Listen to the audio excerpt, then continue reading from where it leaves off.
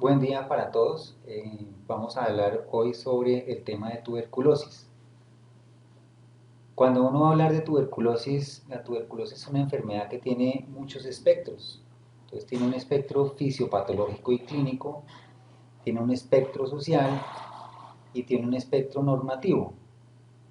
La idea es tratar de tocar cada uno de estos temas de la manera más práctica para poder asimilar y entender las conductas que se deben llevar a cabo sobre la tuberculosis y poder aplicar el conocimiento de manera práctica.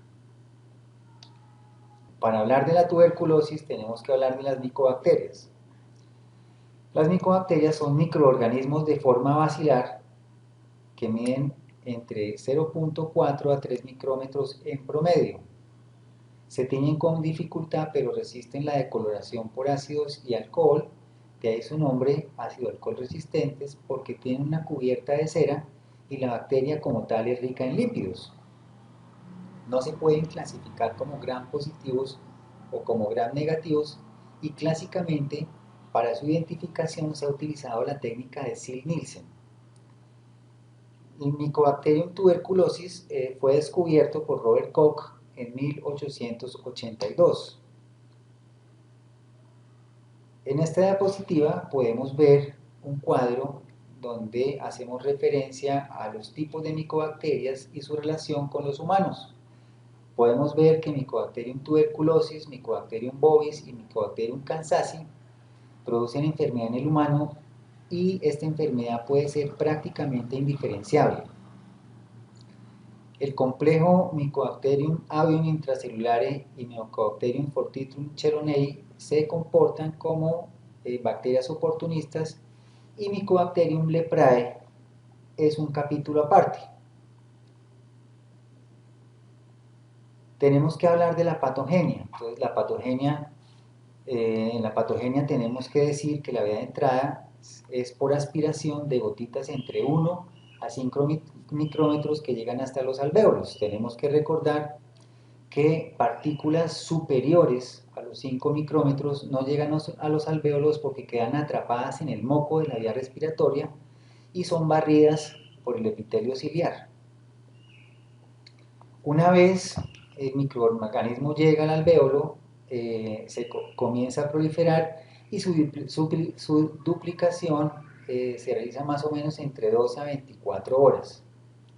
Y la infección tuberculosa depende básicamente de dos factores, del tamaño del inóculo y de la resistencia y la hipersensibilidad del huésped. Una vez una persona se infecta, entonces se producen dos tipos de lesión. La primera lesión, que es una lesión primaria, es una lesión de tipo exudativo, donde hay una reacción inflamatoria aguda con edema local, migración de polimorfos nucleares alrededor de los bacilos de tuberculosis y luego infiltración de monocitos. Y este tipo de lesión es similar a la de una neumonía bacteriana. Y tiene tres caminos. O la infección inicial se resuelve, o se produce necrosis del tejido, o la lesión evoluciona a un segundo tipo de lesión que se llama lesión de tipo productivo. En la lesión primaria podemos ver algo que se conoce como el complejo de Ghon, que es la lesión tisular inicial, donde podemos ver infiltrados pulmonares con compromiso de los ganglios parailiares, en este caso, afectados. Aquí vemos una radiografía posterior anterior y aquí vemos una radiografía lateral. En la lesión inicial, el ganglio linfático se caseifica y en la mayoría de las veces luego se calcifica. Una vez que se produce la infección inicial, los linfocitos T se sensibilizan y la prueba de tuberculina se positiviza. La afección pulmonar primaria característicamente se presenta en las bases y las reactivaciones de una infección tuberculosa es más frecuente en los vértices pulmonares con menor compromiso de los ganglios linfáticos que no caseifican. El segundo tipo de lesión es la lesión de tipo productiva o productivo, donde la evolución inicial primaria evoluciona a un granuloma crónico que tiene tres zonas. Una zona central de células gigantes multinucleadas que contienen bacilos de tuberculosis, una zona media de células pálidas epitelioides que tienen una orientación radial y una zona periférica con fibroblastos, linfocitos y monocitos. Este tipo de lesión se llama el tubérculo caseoso porque la zona central pues tiene necrosis caseosa y todo este granuloma lo que intenta es aislar el bacilo para que no se siga propagando. Aquí entonces vemos cómo hay a la izquierda es una visión histológica o histopatológica del tubérculo caseoso, donde hay fibrosis periférica y necrosis caseosa central, y en la diapositiva de la derecha entonces podemos ver un pulmón afectado por necrosis caseosa. Entonces vemos zonas de necrosis caseosa que son confluentes, ¿sí?, o coalescentes de un espécimen de autopsia. ¿Cómo se disemina la infección? La infección se disemina por extensión directa a través de los linfáticos, de los vasos sanguíneos, bronquios y el aparato digestivo. Puede haber invasión del conducto torácico a través de la ruptura de un tubérculo en un vaso sanguíneo, o puede haber una descarga de una lesión caseosa en un bronquio, habiendo una diseminación pulmonar, o el material caseoso se puede deglutir para que haya una diseminación digestiva.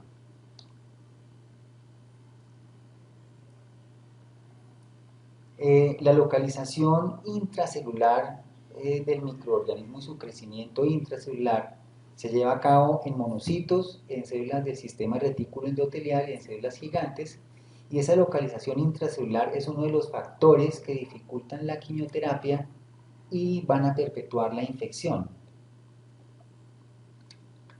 La clínica de la tuberculosis pues es muy amplia, puede afectar cualquier órgano y por ese mismo motivo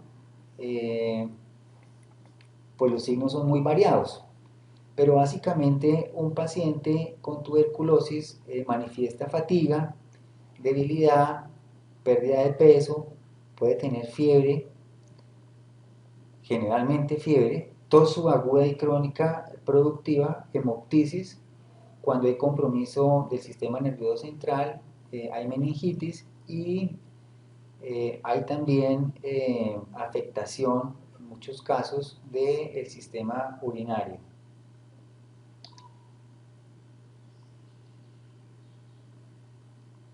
Para definir la clínica o la captación de casos, se han definido unas definiciones de caso. Y las definiciones de casos se dan a través del concepto de el sintomático respiratorio. Entonces, ¿qué es un sintomático respiratorio en la población general? Es una persona que presenta tos y expectoración por más de 15 días. En los pacientes que son portadores de VIH, un sintomático respiratorio es una persona que tiene tos con o sin expectoración, fiebre, pérdida de peso o sudoración nocturna de cualquier tiempo de duración.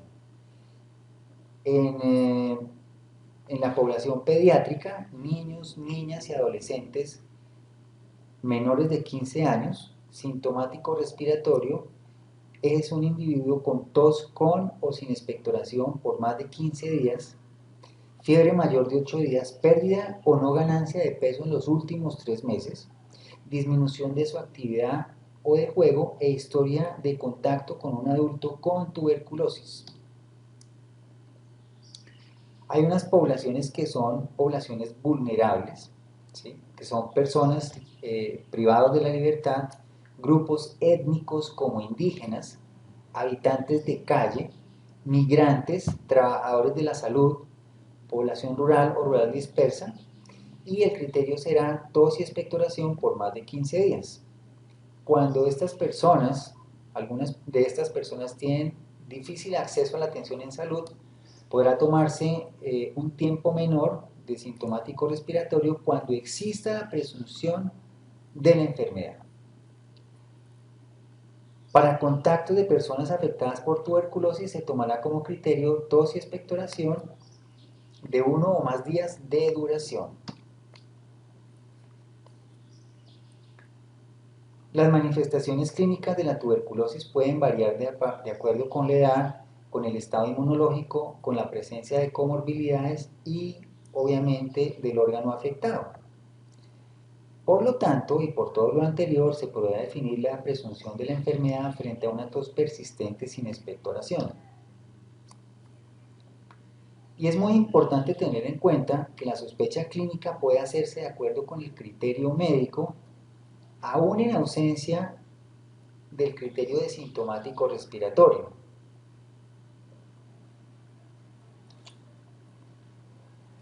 Vamos a hablar ahora de la inmunidad de los pacientes con tuberculosis. Si el paciente sobrevive a la primoinfección, se va a desarrollar una inmunidad mediada por células mononucleares que van a limitar la multiplicación de los microorganismos fagocitados, ¿sí? Es decir, que va a haber una inmunidad celular y como ya dijimos, cuando se forma el tubérculo caseoso, lo que se intenta o lo que intenta el organismo hacer es limitar la probable diseminación de la enfermedad y del bacilo. Y además, entonces va a haber una formación de anticuerpos contra antígenos celulares del bacilo identificables a través de reacciones de precipitación y fijación de complemento y por reacciones de hemaglutinación de eritrocitos que han absorbido tuberculina.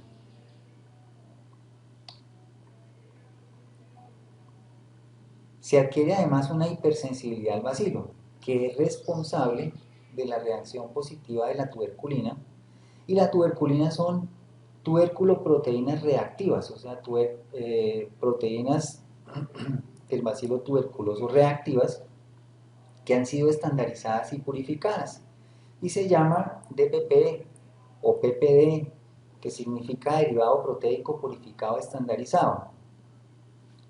Después de la infección primaria, la prueba de tuberculina se encuentra positiva entre las 4 y 6 semanas post-infección, inclusive con bacilos avirulentos. Entonces tenemos que acordarnos de la vacuna de la tuberculosis que se llama el bacilo de Calmette-Guerin, que son Mycobacterium bovis atenuados, que nos inoculan cuando nacemos y que nos vacuna contra la tuberculosis. Una vez vacunados, entonces también vamos a tener una reacción positiva a la tuberculina. ¿Cuándo se presenta una tuberculina negativa? Por anergia, cuando hay una tuberculosis masiva y básicamente en cualquier estado inmunosupresor. Entonces, pacientes con cáncer, pacientes con diabetes, pacientes inclusive hipertensos, pacientes con enfermedades autoinmunes, linfoma de Hodgkin, enfermedades de la infancia como el sarampión, sarcoidosis, etc. Luego de la vacunación con BCG, la reacción se mantiene positiva entre 3 a 7 años. Cuando hablamos de la prueba de la tuberculina se realiza inoculando el PPD intradérmico, 0.1 mililitros, y una reacción positiva a la tuberculina es una pápula, la formación de una pápula mayor de 5 milímetros leída a las 72 horas.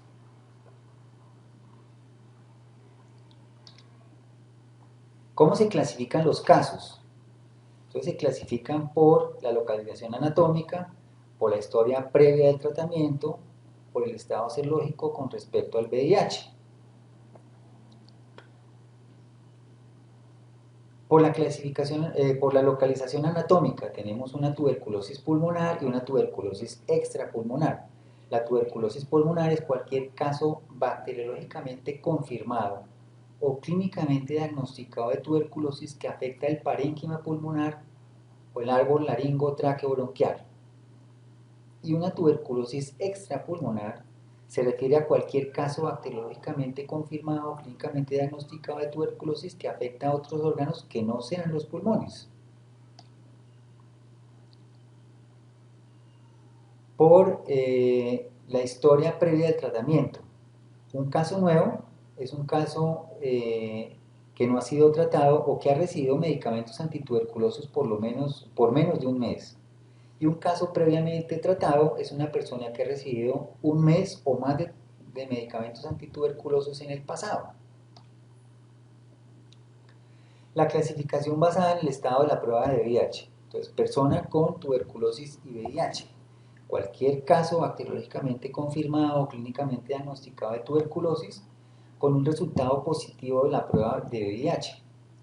Persona con tuberculosis y sin VIH. Cualquier caso bacteriológicamente confirmado o clínicamente diagnosticado de tuberculosis con un resultado negativo de la prueba de VIH. Y una persona con tuberculosis y estado de VIH desconocido es cualquier caso bacteriológicamente confirmado o clínicamente diagnosticado de tuberculosis que no tiene ningún resultado de la prueba de VIH y sin evidencia documentada a la inscripción a la atención de VIH. La clasificación basada en la resistencia a los medicamentos. Entonces hay monoresistencia, cuando hay resistencia a un medicamento, generalmente isoniazida, multidrogoresistencia, cuando hay resistencia a isoniazida y a rifampicina al tiempo, extensamente resistente, cuando hay resistencia a isoniazida, a rifampicina, alguna de las fluoroquinolonas y al menos alguno de los inyectables que son amicacina, capreomicina o kanamicina. Poliresistencia a varios medicamentos y resistencia a la rifampicina. La clasificación basada en el resultado del tratamiento. Entonces, resultados de tratamiento a personas afectadas por tuberculosis sensible y resultados de tratamiento a personas afectadas por tuberculosis resistente, que recibieron medicamentos de segunda línea. Esta tabla entonces nos muestra los resultados de tratamiento de personas afectadas por tuberculosis sensible. Curado es una persona afectada por tuberculosis pulmonar con bacteriología confirmada al inicio del tratamiento y que tiene baciloscopia o cultivo negativo en el último mes de tratamiento y al menos en una ocasión anterior, por lo menos con un mes de diferencia. Tratamiento terminado es persona afectada por tuberculosis que completó el tratamiento sin evidencia de fracaso, pero sin constancia que demuestre que la baciloscopia o el cultivo de esputo del último mes de tratamiento y al menos en una ocasión anterior fueron negativos, ya sea porque las pruebas no se hicieron o porque los resultados no están disponibles. Fracaso. Persona afectada por tuberculosis cuya baciloscopia o cultivo de esputo es positivo en el mes cuarto o posterior durante el tratamiento. Fallecido. Persona afectada por tuberculosis que muere por cualquier causa antes de comenzar el tratamiento o durante su curso. Pérdida de seguimiento. Persona afectada por tuberculosis que no inició tratamiento o interrumpió el tratamiento durante un mes o más. No evaluado. Persona por tuberculosis a quien no se le ha asignado un resultado de tratamiento. Incluye casos de transferidos a otras IPS sin seguimiento y también los casos cuyo resultado de tratamiento es desconocido por la IPS que reporta el dato. Tratamiento exitoso, la suma de curados y tratamientos terminados.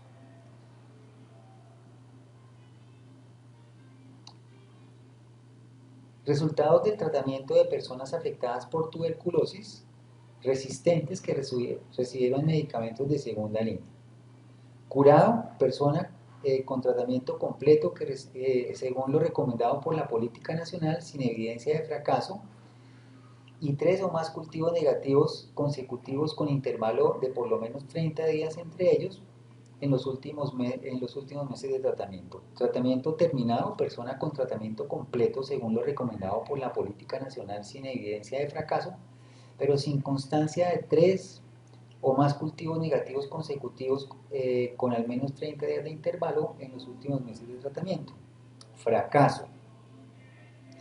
Persona con tratamiento suspendido o quien requirió cambio permanente del esquema o por lo menos de 2 fármacos antituberculosos debido a falta de conversión a negativo al final de la fase intensiva o reversión bacteriológica, aparición de resultados positivos en la fase de continuación después de haber tenido conversión a negativo o evidencia de resistencia adicional adquirida a las fluoroquinolonas o a medicamentos de segunda línea o reacciones adversas a medicamentos o evidencia de dos baciloscopias positivas en la fase de continuación y ausencia de mejoría clínica en lugares con acceso limitado al cultivo.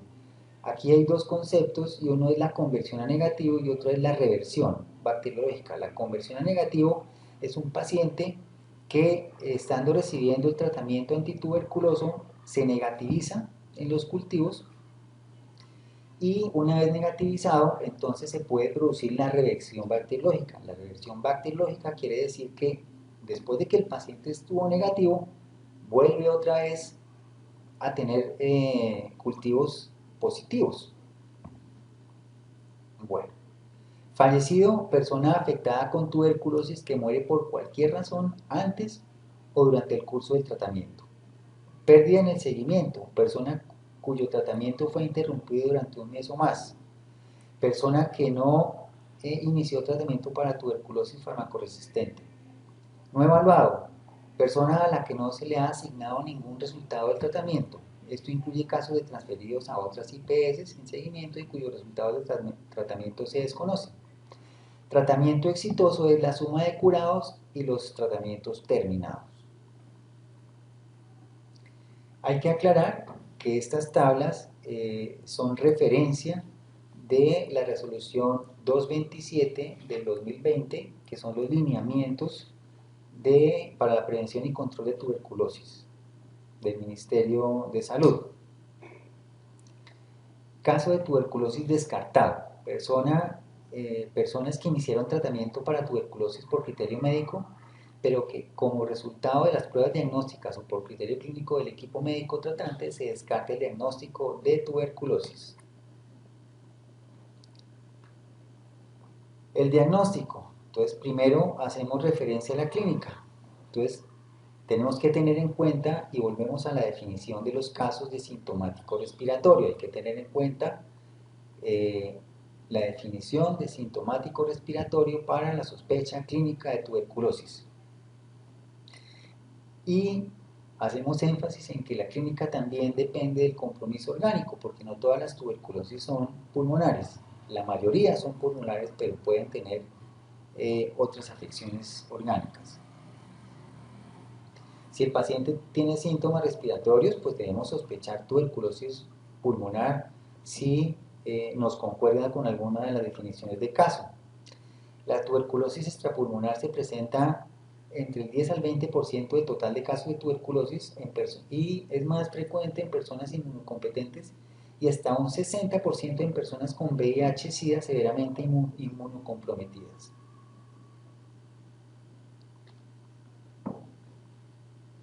Personas que viven con el VIH, el riesgo de reactivación de la infección latente por Mycobacterium tuberculosis es de 5 al 10% anual y sus manifestaciones son ampliamente variables de acuerdo con el nivel de inmunosupresión. Entonces, los pacientes inmunocomprometidos por VIH tienen hasta un 10% anual de presentar tuberculosis, si tienen tuberculosis latente, o sea, pueden tener activación de la tuberculosis, y eso significa que a 10 años, Si el paciente no ha sido tratado, muy seguramente va a tener tuberculosis. Los síntomas, entonces, tos, fiebre, pérdida de peso, sudoración nocturna de cualquier tipo de duración, y la ausencia de estos 4 síntomas tiene un valor predictivo negativo de tuberculosis del 97.7% y una sensibilidad del 93%. O sea que el no tener síntomas, no tener estos síntomas, prácticamente nos descarta la posibilidad de tener una tuberculosis pulmonar o una tuberculosis. En la tuberculosis pulmonar, entonces hablamos ya de la tuberculosis primaria y de la tuberculosis postprimaria. ¿Sí? Dijimos que en la tuberculosis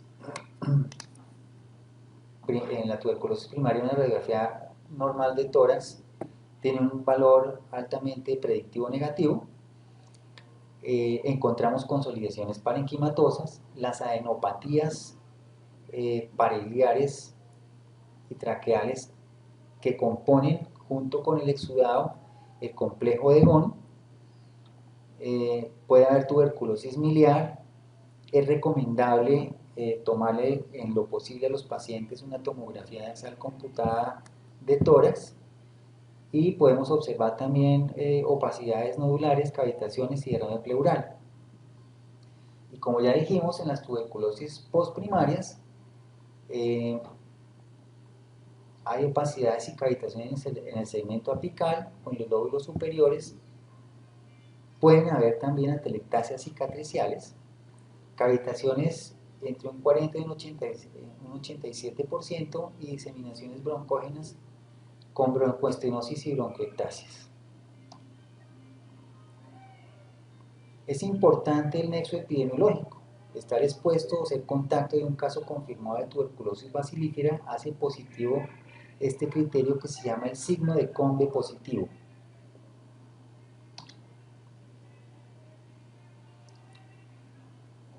El criterio microbiológico. Entonces vamos a identificar bacilos ácido-alcohol resistentes cuyo tamaño varía entre 0.2, 0.6, promedio 0.4 por 1 a 10 micrómetros.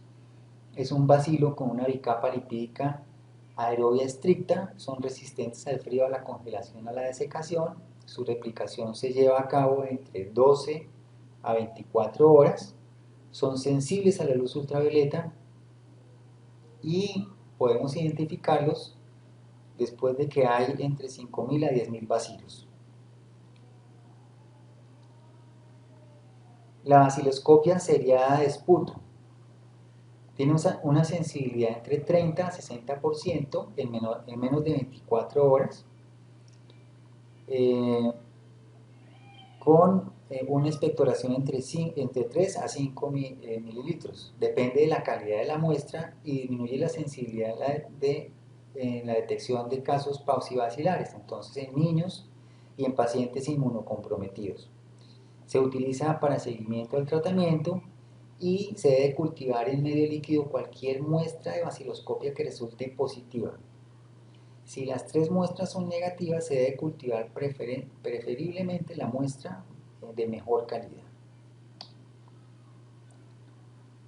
¿Cómo se toman? La primera muestra en el momento de la detección del sintomático respiratorio y puede detectar hasta un 80% de casos positivos.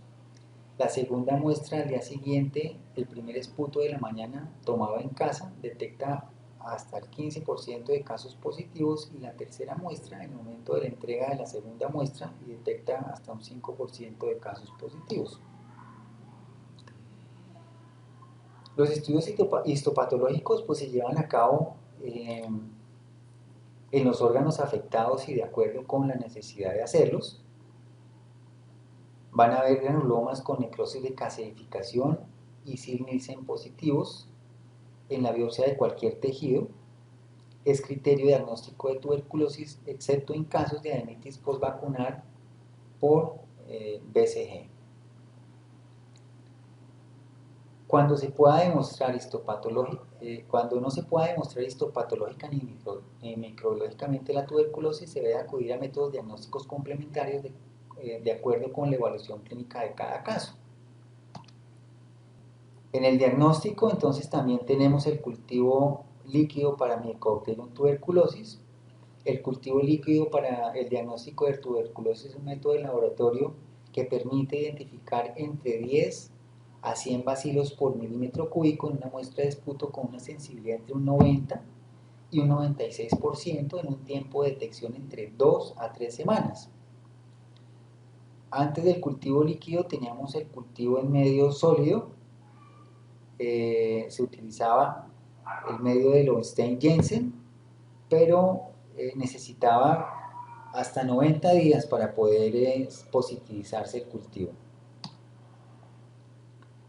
El cultivo para Mycobacterium tuberculosis permite incrementar el diagnóstico de la tuberculosis del 15 al 20% del total de casos y en un 20 a un 30% de los casos de tuberculosis pulmonar. Permite identificar bacterias no tuberculosas, micobacterias no tuberculosas mediante la realización posterior de pruebas de identificación. Permite realizar la identificación de susceptibilidad y requiere condiciones de bioseguridad y laboratorio de presión negativa. Las pruebas de detección molecular son muy importantes. Son pruebas basadas en la detección de componentes específicos del DNA del complejo Mycobacterium tuberculosis por reacción en cadena de la polimerasa en tiempo real y permiten detectar de manera simultánea mutaciones genéticas que confieren resistencia a medicamentos antituberculosos con una sensibilidad de detección entre el 68 y el 88% y una especificidad del 98%.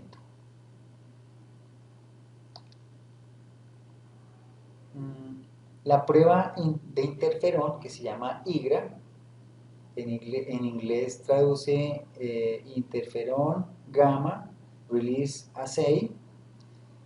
Hay tres pruebas: la quantiferón, la TB Gold in Tube y el T-Spot TB. Identifica la infección latente o el contacto, o sea, son útiles para la infección latente por tuberculosis. Es un ensayo de liberación de interferón gamma. Se realiza a partir de una muestra de sangre. Puede tener un resultado positivo o negativo, igual que la tuberculina. Cuenta con una especificidad mayor de la PPD. Cuantifica el interferón gamma producido por los linfocitos T sensibilizados en respuesta al contacto con antígenos específicos de Mycobacterium tuberculosis. Los resultados se generan el mismo día y son útiles en niños y en personas con VIH y para identificación, como ya dijimos, de infección latente por tuberculosis. Hay quienes dicen que su utilidad no da mayor rentabilidad que el PPD. Entonces hay que tener en cuenta, si no disponemos de interferón gamma, pues tenemos que seguir acudiendo al PPD y podemos seguir confiando que su resultado nos va a arrojar una adecuada sensibilidad y especificidad en los casos de infección latente o contacto con tuberculosis.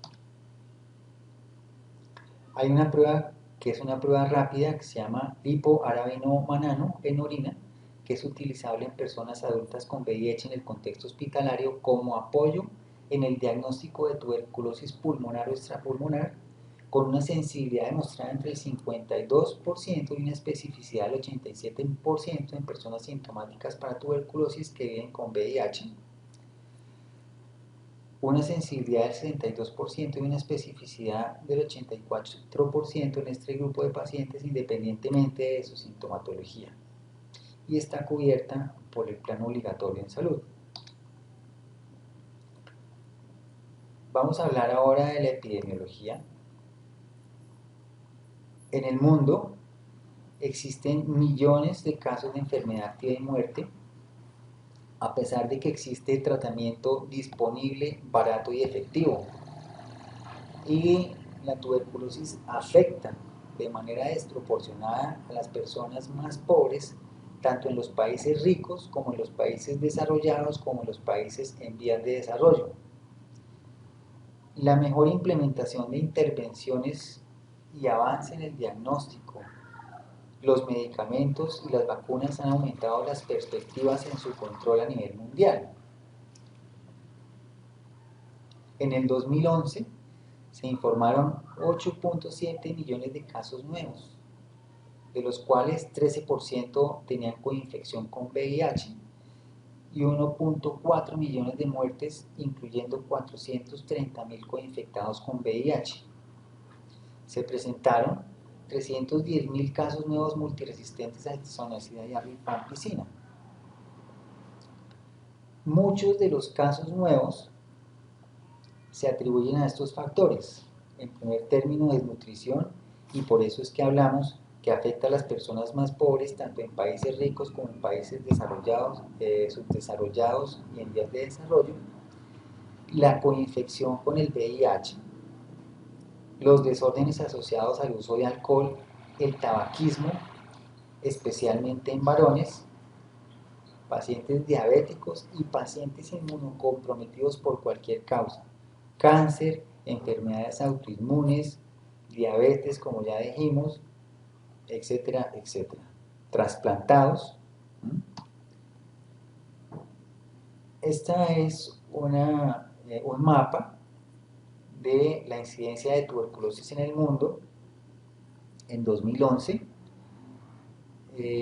Podemos ver que los casos, la mayor incidencia se presenta en el África subsahariana y en Asia, pero no podemos desconocer la incidencia en Sudamérica, ¿no? Este es el mismo mapa. Esta es una publicación del 2013 del New England Journal of Medicine, y este es un mapa, es el mismo mapa publicado por el informe global de tuberculosis de la Organización Mundial de la Salud del 2020, donde podemos ver que la distribución básicamente sigue siendo la misma. Aquí vemos una distribución por sexo y por edad, donde podemos ver pues que los niños son la población, digamos, menos afectada, y como a partir de los 15 años aumenta la incidencia hasta los 55 más o menos, afectando más a los varones que a las mujeres. Esos son, bueno, aquí podemos ver cómo los países que presentan mayor resistencia a las drogas son China, India y la Federación Rusa. Informan más del 60% de casos multiresistentes a las drogas, para tratamiento de tuberculosis, y el 78% de multidrogoresistencia en el 2019. En números absolutos, corresponde a 465.000 casos nuevos resistentes a rifampicina. En 2011, 84 países informaron casos extensamente resistentes a medicamentos. En el informe de la Organización Mundial de la Salud del 2020 ya había aumentado a 105. Un subconjunto de casos resistentes tienen resistencia a todas las fluoroquinolonas, más alguno de los 3 medicamentos inyectables que son kanamicina, amikacina y capreomicina. Ese es el grupo que se llama extensamente resistente. África subsahariana tiene la tasa más alta de tuberculosis activa per cápita, que está asociada a la epidemia de VIH. Aquí podemos ver cómo es la distribución a nivel mundial de la multiresistencia a las drogas de tuberculosis, como hablábamos de China, India y la Federación Rusa, sin desconocer otros países como Pakistán. Y como pues en Colombia pues no hay tanta resistencia a las drogas. Este es el informe de New England Journal, de un documento que sacó New England Journal of Medicine sobre tuberculosis en 2013, pero aquí podemos ver cómo es la distribución de acuerdo con el informe de tuberculosis de la Organización Mundial de la Salud en 2020. Entonces acá ya la Federación Rusa pasó a un primer lugar, dejando a China y a la India y a Mongolia en un segundo y tercer lugar, ¿no? Fíjense cómo Perú también tiene una alta resistencia a las drogas antituberculosas. Y esta es la tendencia de mortalidad desde desde el año 2000 al 2019 por tuberculosis. Entonces vemos gratamente que la tendencia de mortalidad ha venido disminuyendo. La línea azul corresponde a la mortalidad en personas negativas al VIH, la línea roja es la tendencia de mortalidad de personas positivas al VIH. Estos son casos por 100.000 habitantes. Y aquí entonces mostramos, aquí estamos viendo África, América, la parte oriental del Mediterráneo, Europa, el sudeste asiático y el Pacífico occidental. Y vamos a hablar ahora del tratamiento. Clásicamente para el tratamiento se han utilizado 4 medicamentos que son la rifampicina, la isoniazida, la piracinamida, el etambutol.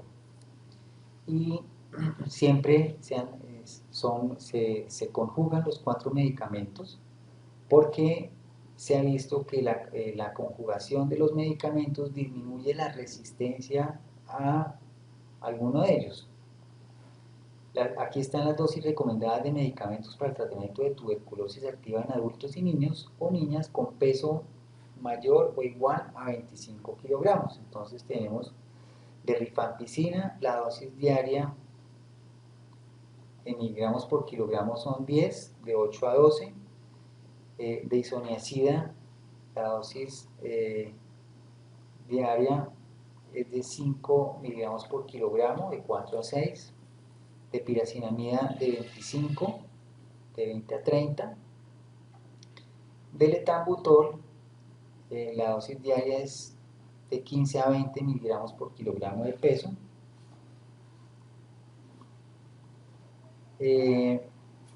La dosis máxima diaria de cada uno de estos medicamentos y la dosis 3 veces por semana que por miligramo por kilogramo de peso, rango de... bueno, el rango en paréntesis es... Vuelvo y empiezo el tratamiento.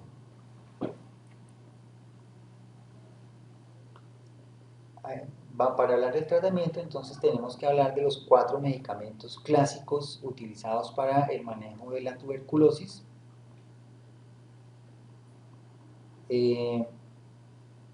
Los 4 medicamentos clásicos han sido la rifampicina, la isoniazida, la piracinamida y el etambutol. La combinación de medicamentos disminuye la posibilidad de resistencia a los mismos y por eso se conjugan. Y tenemos acá la dosis diaria para cada uno de ellos. Entonces de rifampicina tenemos la dosis diaria es 10 miligramos por kilogramo.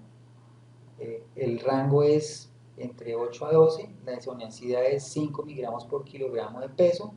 El rango de 4 a 6.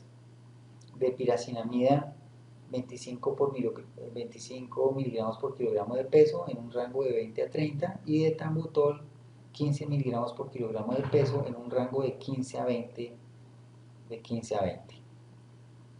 Estos son dosis diarias. Dosis 3 veces por semana en miligramos por kilogramo de peso. Entonces, el rango está entre, para la rifampicina, 10 miligramos por kilogramo de peso, entre 8 y 12. Para la isoniazida, 10 miligramos por kilogramo de peso, entre 8 y 12. Para la piracinamida, 35 miligramos por kilogramo de peso, entre 30 a 40 miligramos por kilogramo de peso 3 veces por semana. Y el etambutol, 30 miligramos por kilogramo de peso, de 25 a 35, el rango 3 veces por semana. Aquí tenemos la dosis máxima diaria de la rifampicina y de la isoniazida. Para la rifampicina son 600 miligramos y para la isoniazida son 300 miligramos.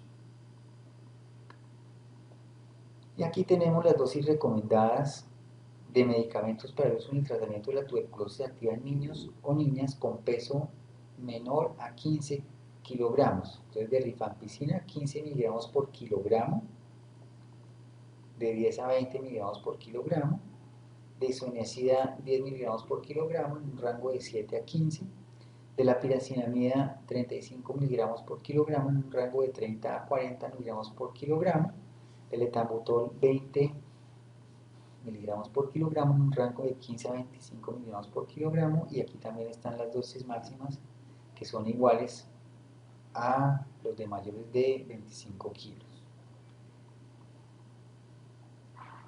Una vez que los niños o niñas alcancen un peso de 25 kilos, se utilizarán las mismas dosis de los adultos. Bueno, y estas tablas son el esquema de tratamiento de tuberculosis activa en adultos y niños mayores de 25 kilogramos usando la dosis fija combinada de rifampicina, isoniazida, piracinamida y etambutol en una combinación de 150, 75, 400, 275 y rifampicina isoniazida en dosis de 150 y 75 miligramos para la segunda fase. Entonces, en la fase intensiva, que son 56 dosis diarias de lunes a sábado, pues vamos a utilizar esta combinación y 2 tabletas en los pacientes que pesan entre 25 y 39 kilogramos, 3 tabletas en los pacientes que pesan entre 40 a 54 kilogramos y 4 tabletas en los que pesan más de 55 kilogramos. En la segunda fase, que son 112 dosis diarias de lunes a sábado, la combinación de rifampicina y isoniazida, 2 tabletas para los que pesan de 25 a 39, 3 tabletas para los que pesan de 40 a 54 kilogramos, y los que pesan 55 o más les vamos a dar 4 tabletas. Este es el esquema para el tratamiento de la tuberculosis activa en niños o niñas con peso menor de 25 kilogramos usando la dosis fija combinada de rifampicina, isoniazida, piracinamida y rifampicina, isoniazida para la segunda fase. Entonces, en la primera fase, que son 56 dosis, de la primera combinación, que son 75 miligramos de rifampicina, 50 miligramos de isoniazida y 150 miligramos de piracinamida, les vamos a dar a los que pesan entre 4 y 7 kilogramos una tableta, a los que pesan entre 8 y 11 2 tabletas, a los que pesan entre 12 y 15 3 tabletas, a los que pesan entre 16 a 20 le vamos a dar 4 tabletas, y a los que pesan entre 21 y 24 4 tabletas, y del etambutol que viene de 100 miligramos le vamos a dar de 4 a 7 una tableta, de 8 a 11 2 tabletas, de 12 a 15 3 tabletas, de 16 a 20 4 tabletas y de 21 a 24 5 tabletas. Y para la segunda fase, que es rifampicina isoniazida de 150 a 75 miligramos, entonces le vamos a dar de 4 a 7 una tableta, de 8 a 11 2 tabletas, de 12 a 15 3 tabletas, de 16 a 24 tabletas y de 21 a 24 kilos 4 tabletas. La duración de la segunda fase en condiciones particulares de tuberculosis activa sensibles. Entonces, tuberculosis y embarazo, 112 dosis del esquema de dosis diaria. Tuberculosis miliar, 112 dosis en esquema de dosis diarias. No obstante, se debe verificar la ausencia de compromiso meningeo. En tal caso, se mantendrá el tratamiento para el tratamiento de tuberculosis meningea. Silicotuberculosis, tuberculosis genitourinaria es igual, tuberculosis de insuficiencia renal crónica igual, tuberculosis y VIH, con recuentos menores o iguales de 200 CD4, sin recibir tratamiento antirretroviral al inicio del tratamiento tuberculoso, o cuando la tuberculosis es diseminada, 196 dosis en el esquema de dosis diaria. Tuberculosis meningia y tuberculosis ósea, 280 dosis en el esquema de dosis diaria. La duración de la segunda fase en condiciones particulares de tuberculosis activa sensible, tuberculosis y embarazo tuberculosis y embarazo y tuberculosis y diabetes, 100 dosis en el esquema de dosis diaria, tuberculosis miliar, 100 dosis en el esquema de dosis diaria, no obstante se verifica la ausencia de compromiso meningio, en tal caso se mantendrá el tratamiento como tuberculosis meningia. Sílico-tuberculosis, tuberculosis genitourinaria y tuberculosis de insuficiencia renal crónica, 196 dosis en el esquema de dosis diaria. Tuberculosis meningia y tuberculosis ósea, 280 dosis en el esquema de dosis diaria. El embarazo. Prueba al inicio del tratamiento a una mujer en edad fértil se debe confirmar o descartar embarazo. Es necesario aconsejar la anticoncepción en mujeres en edad fértil durante el tratamiento antituberculoso y en embarazadas realizar un seguimiento multidisciplinario con especialistas en obstetricia. Hay que tener en cuenta que la streptomicina y los aminoglucósidos están contraindicados por los efectos nocivos y por la ototoxicidad. Entonces, una paciente embarazada no se le puede dar aminoglucósidos porque puede salir un niño sordo. Enfermedad hepática. Siempre se deben realizar pruebas de función hepática antes de iniciar el tratamiento. Si se identifica una alteración hepática, se debe garantizar el seguimiento clínico y el ajuste terapéutico por un médico experto o médico o de medicina especializada. Hay que tener en cuenta los criterios de Child-Pugh de la enfermedad hepática, donde se tienen en cuenta unos parámetros que son la citis, los niveles de bilirrubina, de albúmina, de INR y de encefalopatía, que nos va a dar una clasificación A, una clasificación B y una clasificación C. Entonces acordémonos de los criterios o de los puntajes que se dan a cada uno de estos parámetros. Entonces si uno tiene ascitis se da 1 punto, si tiene ascitis leve se da 2 puntos, si tiene ascitis moderada severa se da 3 puntos, si las bilirrubinas están por debajo de 2 se da 1 punto, si están entre 2 y 3 se da 2 puntos, y si están mayores de 3 se dan 3 puntos. La albúmina, si es mayor de 3.5 se da 1 punto, si está entre 2.8 y 3.5 se da 2 puntos, digamos acá pongamos 3.4, y si son menores de 2.8 se da 3 puntos. El INR, si es menor de 1.7 se da 1 punto, si está entre 1.7 y 2.3 se dan 2 puntos, y si son mayores de 2, si es mayor de 2.3 se dan 3 puntos. Si la encefalopatía no tiene encefalopatía se da 1 punto, si tiene encefalopatía grado 1 o grado 2 se da 2 puntos, y si la encefalopatía es grado 3 o grado 4 se dan 3 puntos. Y esto nos da una sobrevida, ¿sí?, de la enfermedad hepática. Entonces en la clase A al año sobrevive el 100%, en la clase B sobrevive el 80% y en la clase C sobrevive el 45%. Esto es importante. Hay medicamentos que son hepatotóxicos en el tratamiento de tuberculosis, como son la piracinamida, la isoniazida y la rifampicina en su orden. La prevalencia de toxicidad varía entre el 2 al 28%, y la elevación de transaminasas o bilirrubinas obligan a suspender el tratamiento y realizar una reintroducción escalonada del tratamiento antituberculoso.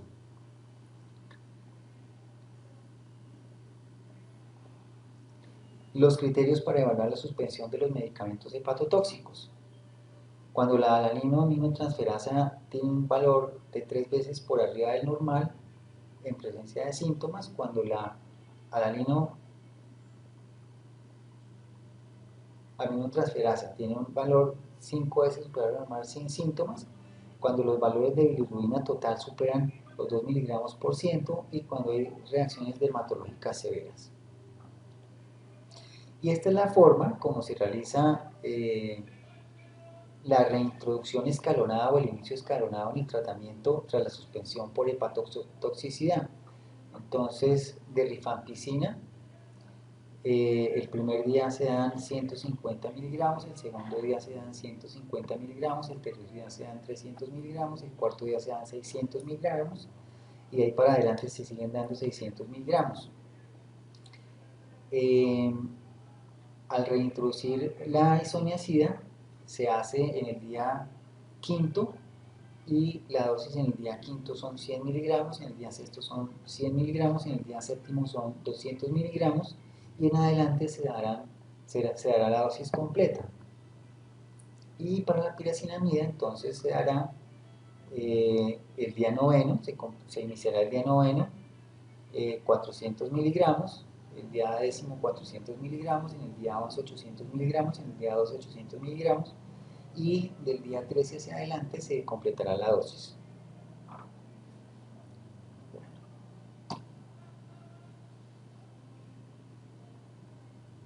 Bueno, entonces este es el manejo de la tuberculosis en pacientes con enfermedad hepática, Entonces fíjense cómo se recomienda el número de hepatotóxicos en la enfermedad hepática Child-Pugh A, 2 medicamentos hepatotóxicos, en la Child-Pugh B1 y en la Child-Pugh C hay que buscar otras opciones. ¿Sí? En la primera pues son rifampicina, isoniazida de tambutol. La piracinamida es el fármaco más hepatotóxico y no se recomienda su uso. Este esquema implica la extensión del tratamiento de tuberculosis al menos a 9 meses. En Child-Pugh B, rifampicina y levofloxacina y etambutol. Cuando no se puede iniciar un hepatotóxico, se prefiere que sea. Cuando solo se puede iniciar un hepatotóxico, se prefiere que sea rifampicina porque este es el fármaco más efectivo. Se debe considerar extender el tratamiento hasta completar el año.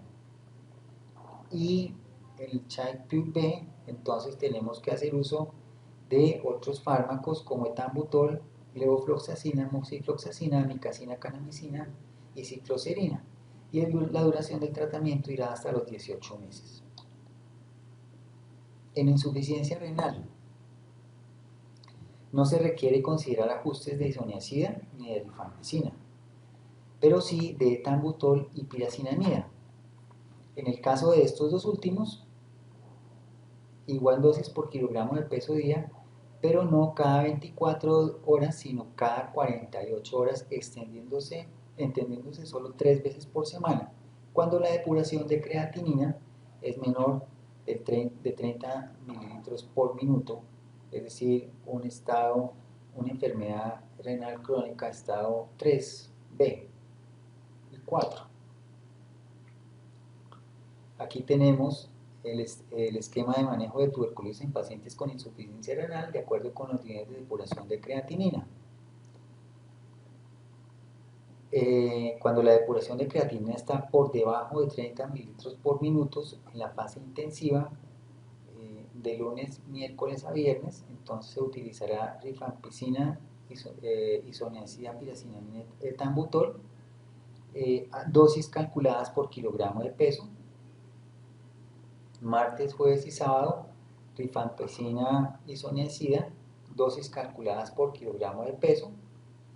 En la fase de continuación, esta es la fase intensiva, en la fase de continuación, rifampicina, isoniazida, las dosis usuales sin ajustes. Y cuando la depuración es mayor de 30 miligramos la depuración, es mayor la depuración de creatinina es mayor de 30 mililitros por minuto, en la fase intensiva y en la fase de continuación se da la dosis usual calculada por peso y no requiere ajustes de las dosis de medicamentos. Bueno, entonces para las recomendaciones para el tratamiento de casos con monoresistencia o poliresistencia que incluya la isoniazida y sea sensible a la rifampicina. Entonces este es nuestro patrón de resistencia y estos son nuestros tratamientos en fase intensiva fase de continuación. Entonces patrón de resistencia isoniazida, piracinamida, isoniazida de tambutol. En la primera fase, en el primer mes de la fase intensiva, entonces se dará rifampicina, isoniazida, piracinamida de tambutol más una fluoroquinolona por 6 meses, a partir del inicio de la fluoroquinolona. Durante el segundo mes de la fase intensiva, se hará rifampicina, isoniazida, piracinamida de tambutol hasta completar 6 meses de tratamiento. Y en la fase de continuación, si evoluciona favorablemente, se continuará con rifampicina, isoniazida hasta completar 9 meses de tratamiento, realizando un estricto control clínico y bacteriológico. Y se recomienda utilizar fluoroquinolona únicamente si se conoce la resistencia isoniazida antes de iniciar el tratamiento o si lleva menos de un mes con los medicamentos de primera línea, rifampicina, isoniazida, piracinamida y tambutol.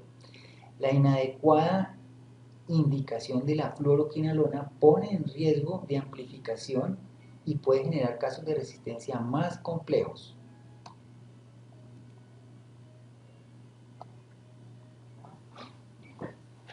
Entonces aquí tenemos la clasificación de los medicamentos utilizados en los esquemas de tratamiento largos para tuberculosis multiresistente, multidrogo resistente y resistente a la rifampicina. Entonces tenemos unos medicamentos clase A, unos medicamentos clase B y unos medicamentos clase C. Los medicamentos clase A son para ser priorizados, los medicamentos clase B son para adicionar y los medicamentos clase C son para complementar los esquemas y cuando no se puede usar los medicamentos de los grupos A y B. En los medicamentos clase A tenemos la levofloxacina, la moxifloxacina, la bedaquilina y el linezolid. Los medicamentos clase B son la clofazimina, la cicloserina y terisodona. Los medicamentos clase C son etambutol, delanamid, piracinamida, imipenem, cilastatin, meropenem, amicacina, streptomicina, etionamida, proteoinamida, ácido para-aminosalicílico. Entonces, en el esquema largo de tuberculosis multidrogo resistente y resistente a la rifampicina, vamos a tener 6 meses de levofloxacina, linezolid, bedaquilina y clofazimina, y 12 a 14 meses de levofloxacina, linezolid, clofazimina. En el esquema largo para tuberculosis multidrogo resistente en menores de 6 años, vamos a tener 6 meses de levofloxacina, linezolid, clofazimina, cicloserina y 12 a 14 meses de levofloxacina, linezolid, clofazimina. En el esquema corto, para tuberculosis multidrogo resistente y resistente a la rifampicina, vamos a tener 4 meses de amicacina, moxifloxacina a altas dosis, etionamida, clofazimina, imipenem, isoniazida a altas dosis y etambutol, y 5 meses de moxifloxacina a altas dosis, clofazimina, imipenem y etambutol.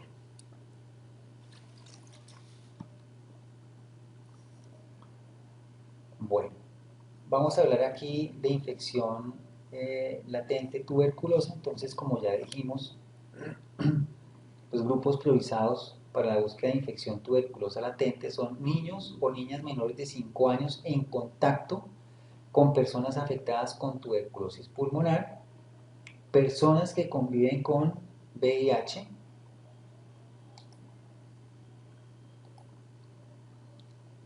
personas que van a comenzar tratamiento con terapia biológica para enfermedades autoinmunes, personas con silicosis, trabajadores de la salud, personas que se preparan para recibir trasplante de órganos o hemáticos y personas con insuficiencia renal crónica sometidos a diálisis. A estos pacientes hay que hacerles la búsqueda de infección tuberculosa latente. Entonces, para hacer la búsqueda, pues tenemos que utilizar la prueba de tuberculina o se puede utilizar también el IGRA, de acuerdo con la recomendación. Aquí entramos a mirar el abordaje programático de la tuberculosis latente en personas que viven con VIH en Colombia, de acuerdo con los lineamientos de la resolución 227 del 2020. Tenemos el tipo de contacto, el tamizaje clínico y radiológico, el estudio de tuberculina y la conducta. Persona con VIH, contacto estrecho mayor o igual a 6 horas día, con caso de tuberculosis confirmado. Tamizaje clínico y radiológico asintomático y radiografía de tórax sin alteración. Tuberculina aplicar si está disponible. Iniciar tratamiento para tuberculosis latente. Persona con VIH sin contacto cercano de caso de tuberculosis asintomático, radiografía de tórax sin alteración. Si criterio positivo mayor o igual a 5 milímetros de duración a las 48 a 72 horas, o sea, una tuberculina positiva, iniciar tratamiento para infección de tuberculosis latente. Persona con VIH sin contacto cercano de caso de tuberculosis, asintomático y radiografía de tórax sin alteración. Si el criterio es negativo para tuberculina, es decir, que tiene una duración menor a 5 milímetros a las 48 a 72 horas, y se repite la PPD a las 3 semanas para evaluar el efecto booster, es decir, que se pueda positivizar, y si este resulta negativo, no tratar infección latente, repetir tuberculina anualmente para evidenciar si hay viraje tuberculínico. Persona con VIH sin contacto cercano de caso de tuberculosis asintomático y radiografía de tórax sin alteración. Si el criterio es negativo para la tuberculina a las 48 y 72 horas, se repite la PPD a las 3 semanas para evaluar efecto booster y este resulta positivo, iniciar tratamiento para tuberculosis latente.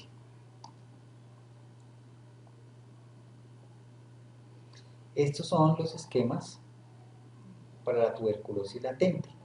Entonces, isoniazida como monoterapia por 6 meses, niños 10 miligramos en un rango de 7 a 15 miligramos por kilogramo de peso, adultos 5 miligramos por kilogramo de peso, la frecuencia es diaria, con seguimiento mensual, la dosis máxima son 300 miligramos, y el otro esquema es isoniazida más rifapentina, que son 12 dosis, 3 meses, la rifapentina según el peso corporal, 14 kilogramos 300 miligramos, de 14 a 25 miligramos 450 miligramos, de 25 a 32 miligramos 600 miligramos, de 32 miligramos a 50 miligramos 750 miligramos, y mayores de 50 kilogramos 900 miligramos. Eso tiene que ser semanal supervisada, y la isoniazida son 900 miligramos y la rifapentina, la dosis máxima, son 900 miligramos, como ya dijimos.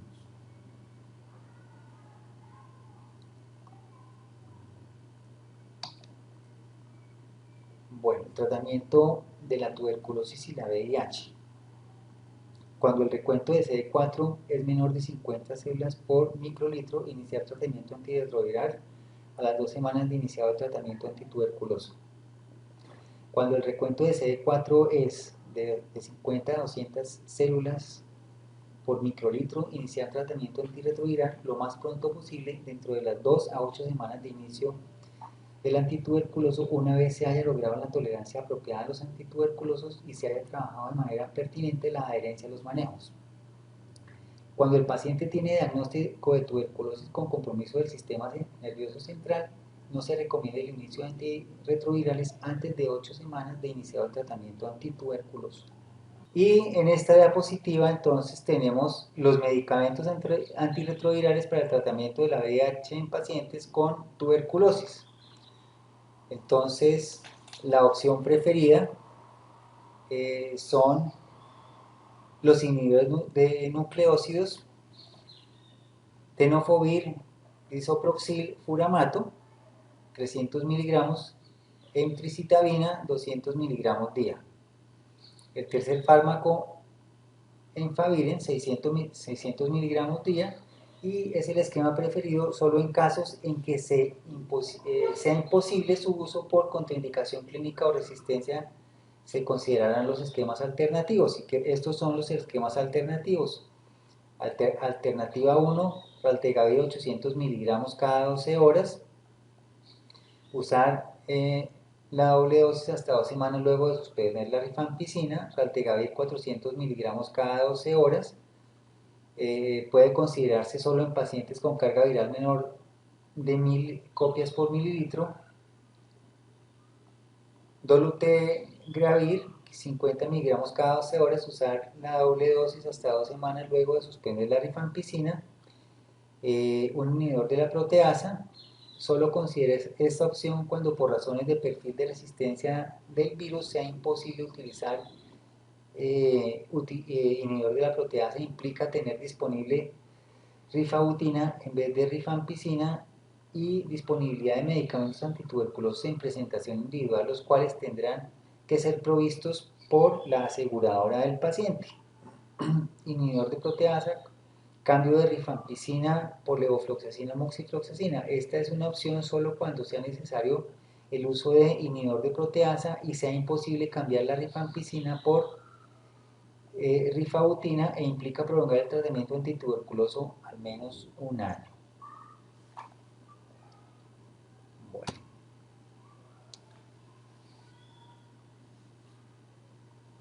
En el programa de atención integral en la coinfección, tuberculosis y VIH, tan pronto se conoce el diagnóstico de coinfección tuberculosis-VIH, la aseguradora y su red de prestadores deben disponer de una ruta de atención prioritaria para que la persona acceda a la atención integral de VIH en un tiempo no mayor a 5 días hábiles. Los exámenes necesarios para el inicio de la atención en VIH serán solicitados desde la IPS primaria para lograr mayor oportunidad y la definición de la conducta terapéutica desde el programa de VIH. La aseguradora y su red prestadora de servicios deberá disponer de los mecanismos que garanticen la realización de estas pruebas iniciales desde la IPS primaria de atención. Los exámenes a solicitar en las personas que tienen VIH y pues son transaminasas bilirrubinas, fosfatasa alcalina, ARN cuantitativo de VIH carga viral, conteo de linfocitos TCD4 y porcentaje de TCD4, creatinina sérica, depuración de creatinina estimada, y uroanálisis, cuadro hemático completo, perfil lipídico, glicemia, antígeno de superficie para hepatitis B, anticuerpos anti-hepatitis B, anticuerpos anticore total, anticuerpos contra hepatitis C, evaluación del riesgo cardiovascular de Framingham, que pues eso se saca con los datos clínicos y el perfil lipídico del paciente, serología para sífilis no treponémica y detección de TSH sérica.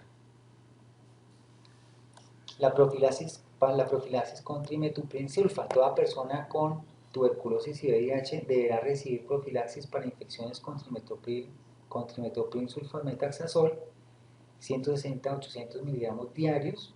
En caso de no conocerse su conteo de CD4 o si está por debajo de 350 CD4 por milímetro cúbico. Esta profilaxis deberá iniciarse tan pronto se conozca el diagnóstico de coinfección desde el programa de tuberculosis.